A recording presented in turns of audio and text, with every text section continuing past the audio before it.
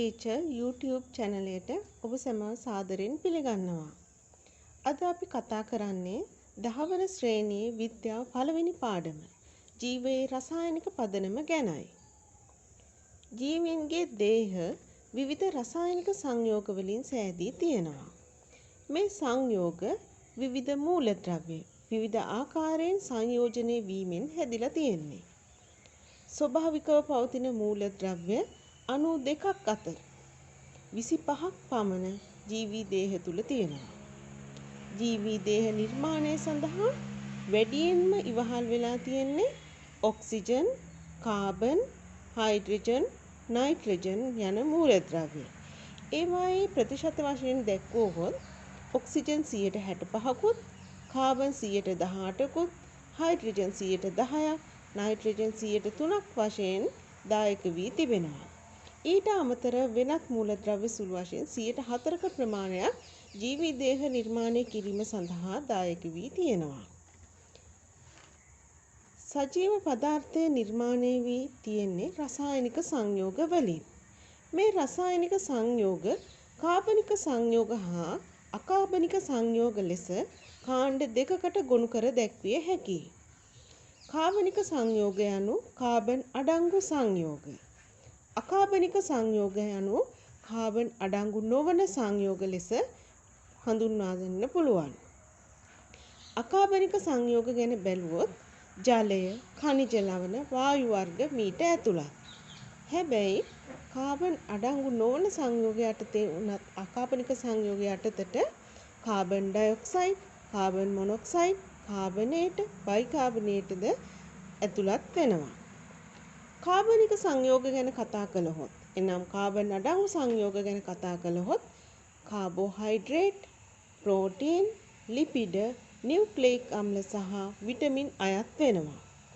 Carbohydrate සෑදීම සඳහා carbon, hydrogen, oxygen යන මූලද්‍රව්‍යත්, protein සෑදීම සඳහා කාබන්, හයිඩ්‍රජන්, ඔක්සිජන්, නයිට්‍රජන් හා ඇතැම් විට සල්ෆර් යන මූලද්‍රව්‍යත්, ලිපිඩ සෑදීම සඳහා කාබන්, හයිඩ්‍රජන්, ඔක්සිජන් යන මූලද්‍රව්‍යත්, නියුක්ලියික් අම්ල සෑදීමට කාබන්, හයිඩ්‍රජන්, ඔක්සිජන්, නයිට්‍රජන් හා ෆොස්ෆරස් යන මූලද්‍රව්‍යත් දායක වී තිබෙනවා. කාබෝහයිඩ්‍රේට් ගැන කතා කරනකොට කාබෝහයිඩ්‍රේට් අපිට බහුලවම සුලභවම දකින්නට ලැබෙන කාබනික සංයෝගය. කාබන්, හයිඩ්‍රජන් සහ ඔක්සිජන් වලින් සෑදී තියෙනවා. හයිඩ්‍රජන් හා ඔක්සිජන් අතර අනුපාතය 2:1 ලෙස සකස් වුණු සංයෝගයක් ලෙස කාබෝහයිඩ්‍රේට් හඳුන්වා දිය හැකියි. මේ පොදු අණුක සූත්‍රයක් තියෙනවා. කාබෝහයිඩ්‍රේට් සෑදී ඇති ආකාරය අනුව කාණ්ඩ 3කට වෙන් කර දැක්විය හැකියි. එනම් මොනොසැකරයිඩ, ඩයිසැකරයිඩ හා පොලිසැකරයිඩ. මොනොසැකරයිඩ අණුවක කාබන් 6යි, හයිඩ්‍රජන් 12යි, ඔක්සිජන් 6ක් ලෙස සකස් වී තියෙනවා. මේ මොනොසැකරයිඩ කාබෝහයිඩ්‍රේට් වල තැනුම් ඒකකය ලෙස ක්‍රියා කරනවා. එසේම මොනොසැකරයිඩ සරල සීනි ලෙසත් හැඳින්වෙනවා. මේවා ස්ෆටික රූපී, ජලයේ ද්‍රාව්‍යයි, පැණි රසක් ඇත. ඩයිසැකරයිඩ C12යි, H22යි, ඔක්සිජන් 11යි. මොනොසැකරයිඩ් අණු දෙකක් එකතු වීමෙන් ඩයිසැකරයිඩ සෑදී තියෙනවා. මොනොසැකරයිඩ් අණු දෙකක් එකතු වී ඩයිසැකරයිඩ් අණුවක් සෑදීමේදී ජල අණුවක් පිට වෙනවා.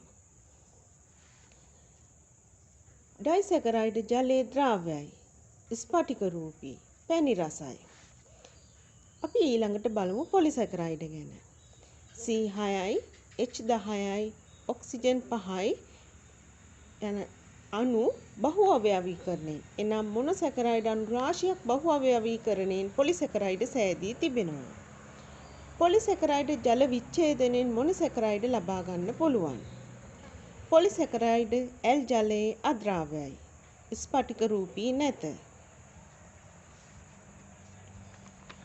අපි ඊළඟට බලමු කාබෝහයිඩ්‍රේට් වල තැනුම් ඒකකය වෙන මොනොසැකරයිඩ ගැන. මොනොසැකරයිඩ් වර්ග 3ක් අපට හමු වෙනවා. ග්ලූකෝස්, ෆ්‍රුක්ටෝස්, ගැලැක්ටෝස්. ග්ලූකෝස් සියලුම පිෂ්ඨමය ආහාර ජීර්ණයේ අන්තඵලය ලෙස ලැබෙන්නේ ග්ලූකෝස්. ප්‍රභා සංශ්ලේෂණයේදී නිපදවෙන්නේ ග්ලූකෝස්. සෛලීය ශ්වසනයේදී බිඳ වැටි ශක්තිය නිදහස් කරන ග්ලූකෝස් මොනොසැකරයිඩයක් වෙනවා. ඉදුණු පළතුරු වල මී පැණිවල ග්ලූකෝස් අඩංගු වෙනවා. ඊළඟට අපි බලමු ඊළඟ මොනොසැකරයිඩ් වර්ගය වන ෆ්‍රුක්ටෝස් ගැන. මේ පළතුරු සීනි ලෙසත් හැඳින්වෙනවා. අමු පළතුරු ඉදෙන විට සෑදෙනවා. පැණි රසින් වැඩිම සීනි වර්ගය ෆ්‍රුක්ටෝස්. ඉදුණු පළතුරු මී පැණි වට්ටක්කා කැරට් තුල අඩංගුයි. ඊළඟ මොනොසැකරයිඩ් වර්ගය ගැලැක්ටෝස්. ලැක්ටෝස් ජීරණයේ ප්‍රතිඵලයක් ලෙස ගැලැක්ටෝස් ලැබෙනවා. පැණි රසක් නැහැ. කිරි ආහාරවල අඩංගුයි.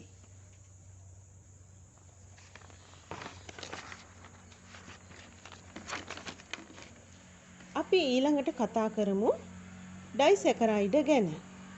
ඩයිසැකරයිඩ් වර්ග 3ක් අපට හමු වෙනවා. මෝල්ටෝස්, සුක්‍රෝස්, ලැක්ටෝස්. මොල්ටෝස් සෑදී තිබෙන්නේ ග්ලූකෝස් අණු දෙකක් එකට එකතු වීමෙන්. ග්ලූකෝස් අණු දෙකක් එකට එකතු වීමෙන් මොල්ටෝස් අණුවක් සහ ජලය අණුවක් සෑදෙනවා. පිෂ්ඨ ජීරණයේ අතරමැදි ඵලයක් ලෙස මොල්ටෝස් අපිට හමු වෙනවා. ප්‍රරෝහණය වන බීජවලත් අඩංගුයි. ඊළඟ ඩයිසැකරයිඩ් වර්ගය වන්නේ සුක්‍රෝස්. ෆ්‍රුක්ටෝස් ග්ලූකෝස් අණුවක් සමග එක් වී සුක්‍රෝස් හා ජලය සෑදෙනවා.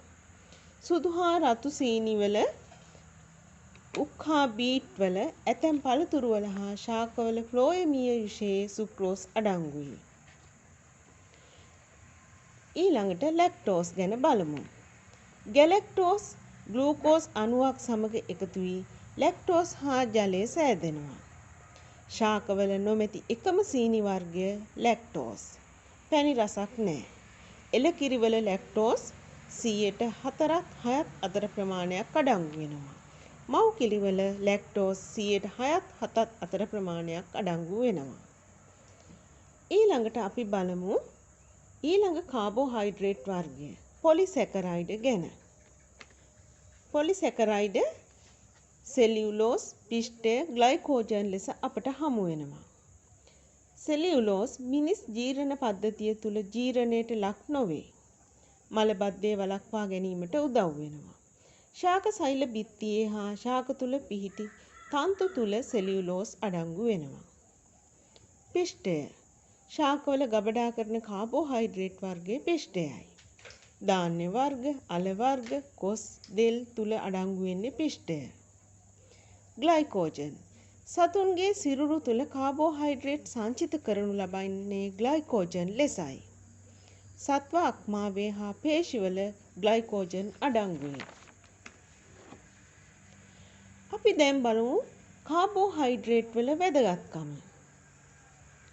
ශක්ති ප්‍රභවයක් ලෙස, සංචිත ආහාරයක් ලෙස, ජීවීන්ගේ සෛල බිත්තිය නිර්මාණය කිරීමට නියුක්ලියික් අම්ලවල සංඝටකයක් ලෙස කාබෝහයිඩ්‍රේට් ඉතාමත් වැදගත් කාර්යභාරයක් ඉටු කරනු ලබනවා. අපි අවසාන වශයෙන් බලමු කාබෝහයිඩ්‍රේට් හඳුනා ගැනීමේ පරීක්ෂා මොනවද කියලා. ඒ යටතේ අපි මුලින්ම බලමු පිෂ්ඨය හඳුනා ගැනීමේ පරීක්ෂාව. පිෂ්ඨය හඳුනා ගැනීමේ පරීක්ෂාවේදී අපි මුලින්ම පිෂ්ඨමය ආහාර ස්වල්පයක් පරීක්ෂණ නලයකට දමා ජලයේ ස්වල්පයක් සමග හොඳින් මිශ්‍ර කරනවා. ඒට අයඩීන් ද්‍රාවණයෙන් බිඳු කීපයක් එකතු කරන්න. එතකොට අපිට දකින්න පුළුවන් දම් පාටට හුරු නිල් පැහැයක්. ඊළඟ කාබෝහයිඩ්‍රේට් හඳුනා ගැනීමේ පරීක්ෂාව ග්ලූකෝස් හඳුනා ගැනීමේ පරීක්ෂාව. පරීක්ෂණ නලයකට ග්ලූකෝස් ද්‍රාවණයක් ගන්න. ඒට බෙනෙඩික් ද්‍රාවණයෙන් ස්වල්පයක් එකතු කරන්න. මෙම පරීක්ෂණ නලයේ ජල තාපකයක බහ ක්‍රමයෙන් රත් කරන්න. එවිට අපට වර්ණ විපර්යාසයක් දැක ගැනීමට හැකි වේ. නිල්, කොළ, කොළ කහ, තැඹිලි සිට ගඩොල් රතු අවක්ෂේපයක් දක්වා වර්ණ විපර්යාස වනු අපට හඳුනාගත හැක. එමගින් අපට ග්ලූකෝස් හඳුනා ගැනීමට පුළුවන් වේ.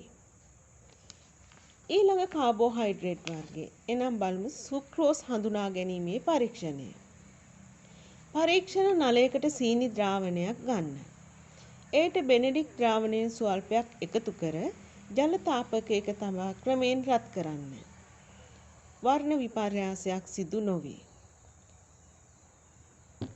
නැවත සීනි ද්‍රාවණයක් පිළියෙල කරගෙන එයට තනුක සල්ෆියුරික් අම්ලයේ බිඳු කිහිපයක් දමා රත් කරන්න. එයට බෙනෙඩික් ද්‍රාවණයෙන් බිඳු කිහිපයක් එක් කරන්න. නිල්, කොළ කහ, තැඹිලි, ගඩොල් රතු අවක්ෂේපය දක්වා වර්ණ විපර්යාසයක් සිදුවනු දැකිය හැක. පළමුව අපට වර්ණ විපර්යාසයක් දැකගත නොහැකි වූයේ එහි සරල සීනි නොතිබූ නිසාවෙනි. නමුත් තනුක සල්ෆියුරික් එක් කර රත් කිරීමෙන් සුක්‍රෝස් ජල විච්ඡේදනය වී ග්ලූකෝස් අණු සෑදීම නිසා බෙනෙඩික් ද්‍රාවණයෙන් ප්‍රතිඵල ලබා ගැනීමට හැකි වුණා. එනම් සුක්‍රෝස් හඳුනා ගැනීමේ පරීක්ෂණය දැන් මතක ඇති. අදට අපේ පාඩම අවසන්. තවත් වීඩියෝ එකකින් නැවතත් අපි හමු වෙමු. ආයුබෝවන්.